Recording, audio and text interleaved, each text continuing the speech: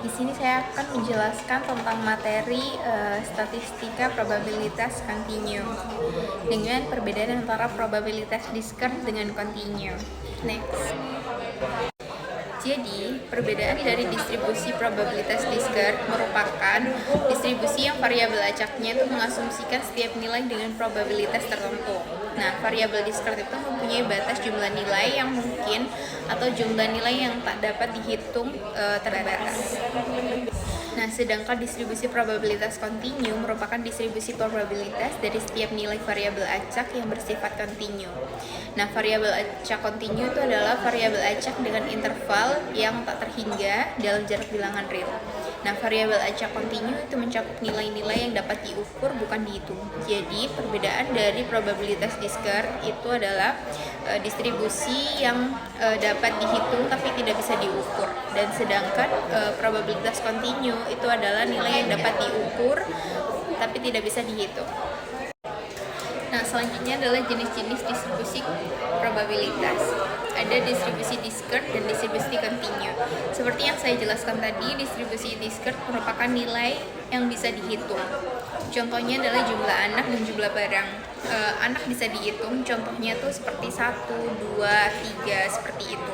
Tidak akan teman-teman temui jumlah anak berupa 1,2, 2,3 itu tidak pernah akan bertemu. Nah, yang selanjutnya adalah distribusi kontinu, adalah nilai dalam interval yang tak hingga. Contohnya tinggi badan dan berat badan waktu. Selanjutnya adalah distribusi seragam. Di distribusi seragam ini memiliki karakteristik di mana setiap nilai dalam rentang interval tertentu memiliki peluang yang sama untuk terjadi. Nah, maksudnya itu dari segenap angka, contohnya seperti 1 sampai dengan 10, itu semuanya hanya terjadi sebanyak satu kali atau sebanyak yang sesuai dengan masing-masing dengan angka atau peluangnya sama.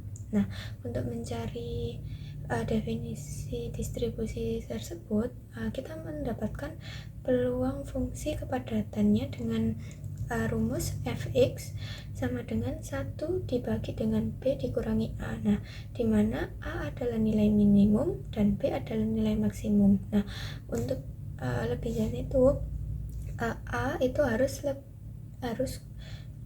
kurang dari X dan X harus kurang dari B. Nah, yang di bawahnya itu ada rumus rata-rata, di mana rumusnya yaitu rata-rata sama dengan A atau nilai minimum ditambah B atau nilai maksimum dan dibagi dengan 2. Nah, untuk slide berikutnya adalah variasi dan standar deviasi. Nah, variasi itu merupakan digunakan sebagai mengukur seberapa jauh data tersebut. Nah, dengan rumus yaitu variasi akar kuadrat sama dengan dalam kurung B nilai maksimum dikurang dengan A nilai minimum dipangkatkan dengan 2 lalu dibagi dengan 12. Nah, sementara standar deviasi adalah akar kuadrat atau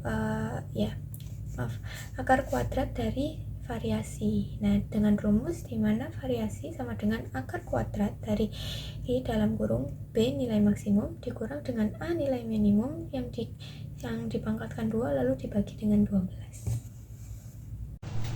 Nah, selanjutnya terdapat contoh soal di mana kedatangan pelanggan pada suatu loket layanan bank mengikuti distribusi uniform.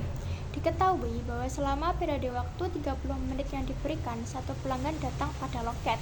Bukan probabilitas bahwa pelanggan akan datang 5 menit terakhir dari periode 30 menit tersebut. Jadi, langkah pertama adalah menentukan fungsi kepadatan peluang atau PDF dari distribusi uniform tersebut. Karena kedatangan pelanggan terjadi pada interval waktu 0 hingga 30 menit, maka nilai A sama dengan 30 dan B sama dengan 30. Dengan rumus distribusi uniform, Fx sama dengan 1 per B dikurangi A.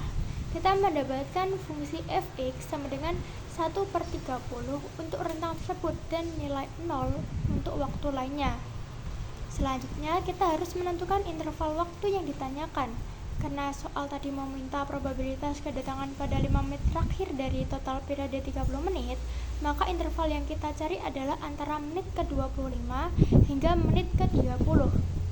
Lalu, langkah terakhir adalah menghitung nilai probabilitasnya dengan melakukan integrasi terhadap fungsi kepadatan peluang pada interval yang telah ditentukan.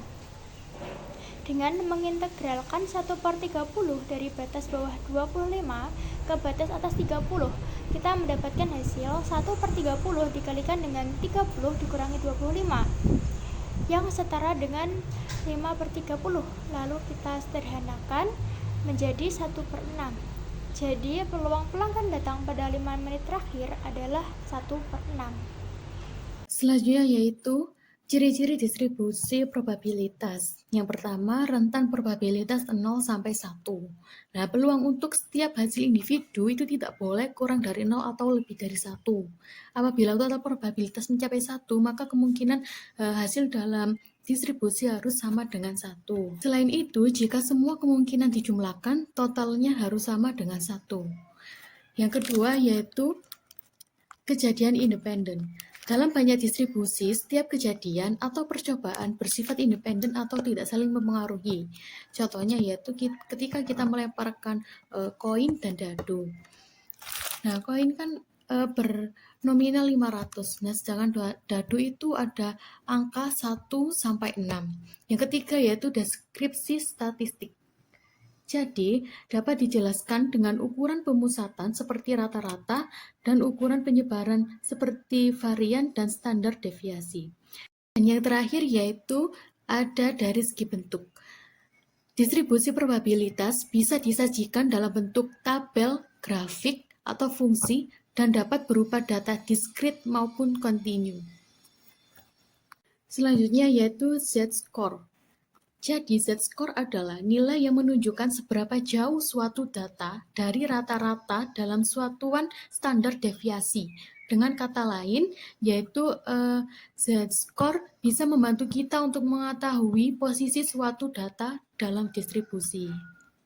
Nah, tujuannya yaitu seperti untuk menstandarisasi data sehingga data dari berbagai skala bisa dibandingkan dengan mudah.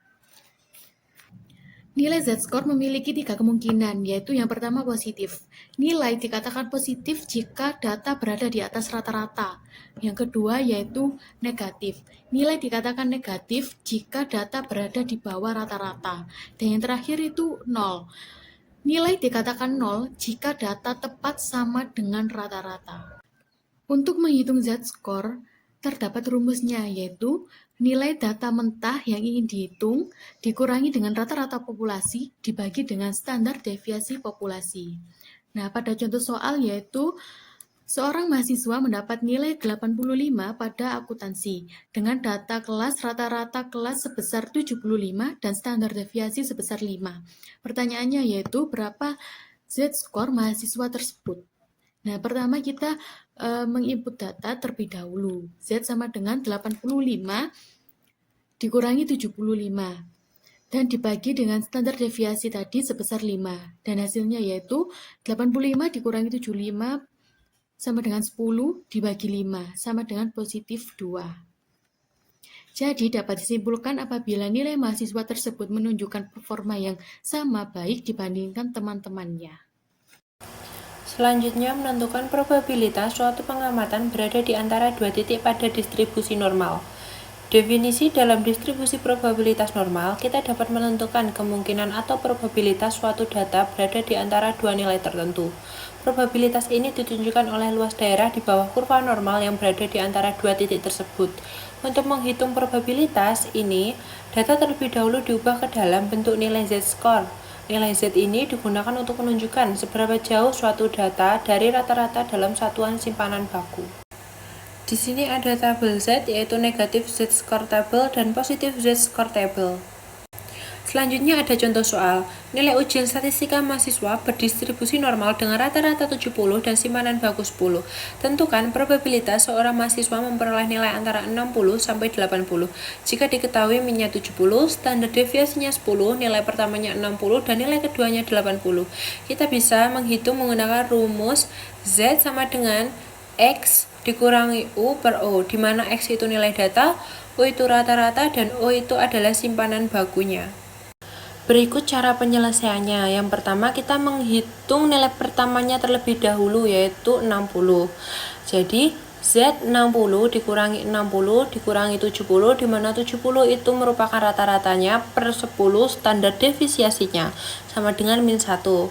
Lalu menghitung nilai kedua, yaitu 80. 80 dikurangi 70 per 10 menghasilkan 1. Nah, dicari probabilitas variabel Z lebih besar dari min 1 dan lebih kecil dari 1.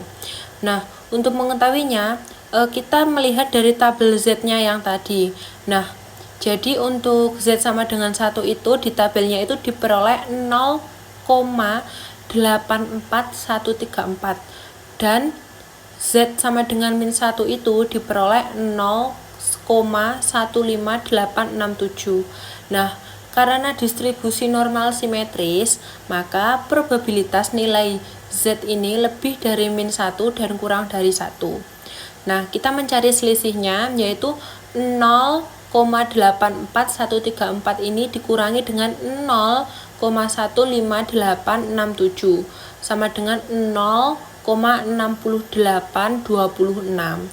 Nah, lalu ini diubah ke dalam bentuk persen, menghasilkan 68,26%. Nah, artinya itu sekitar 68,26% ini siswa itu memperoleh nilai antara 60 dan 80. Di sini juga ada kurva di mana 0,84134 dan 0,15867 itu memiliki selisih 0,6826. Nah, jadi kesimpulannya, distribusi normal itu membantu kita memahami penyebaran data dan menghitung peluang suatu nilai dengan menggunakan rumus Z dan tabel Z. Probabilitas data dapat ditentukan dengan lebih mudah dan tepat.